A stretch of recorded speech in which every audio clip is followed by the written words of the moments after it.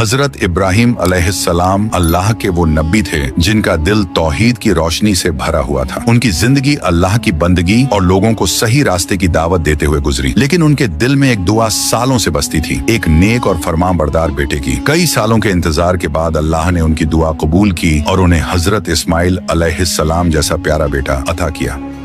इस्माइल अलैहिस्सलाम की आंखों में नूर था, चेहरे पर मासूमियत और दिल में ईमान भरा हुआ था।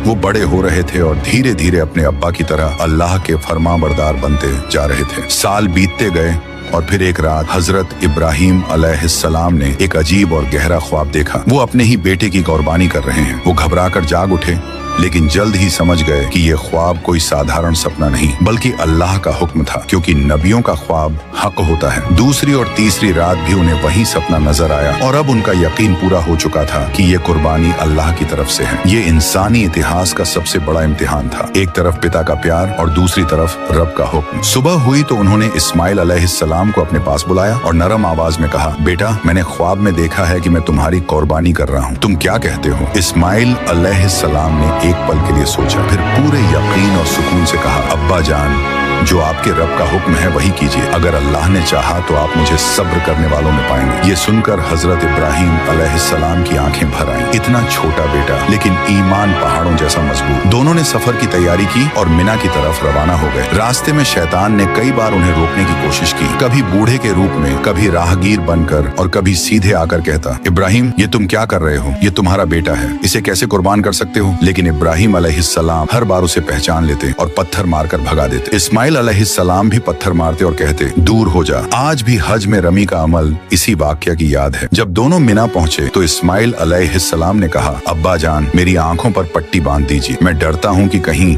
मेरी तरफ देखकर आपकी मोहब्बत आपको रोक न दे। इब्राहिम अलैहिस्सलाम की रूह कांप उठी, लेकिन उन्होंने बेटे की बात मानी। उन्होंने उसकी आंखों पर पट्टी बांधी, उसे जमीन पर लिटाया और बिस्मिल्लाह कहकर कुर्बानी की तैयारी की। पूरा आसमान उस लम्हे को खामोशी से देख रहा था। धरती अपनी सांस रोके खड़ी थी। चाकू चलने ही वाला था कि अचानक आसमान से आवाज गूंजी, ए इब्राहिम, तुमने अपने ख्वाब को सच कर दिखाया। हमने तुम्हें इस बड़े इम्तिहान में कामयाब पाया। इब्राहिम अलैहिस्सलाम ने चाकू हटाया, पट्टी खोली तो देखा कि इस्माइल अलैहिस्सलाम सलामत हैं और उनकी जगह एक बड़ा दुम्बा कुर्बान हो चुका है। ये अल्लाह की रहमत और पसंदीदगी की सबसे बड़ी निशानी थी। इब्राहिम अलैहिस्सलाम सजदे में गिर पड़े और कहा, ए मेरे रब, तेरी रहमत के सामने मैं कुछ नहीं, तूने हमें कामयाब किया। उस दिन के बाद अल्लाह ने इस अमल को क़यामत तक के लिए उम्मत मुस्लिमा पर फर्ज कर दिया। हर साल जब मुसलमान कुर्बानी करते हैं तो वो उसी ईमान, उसी सब्र और उसी फरमाबरदारी की याद ताज़ा करते हैं कि अल्लाह की राह में सब कुछ कुर्बान कर देना ही असली ईमान है।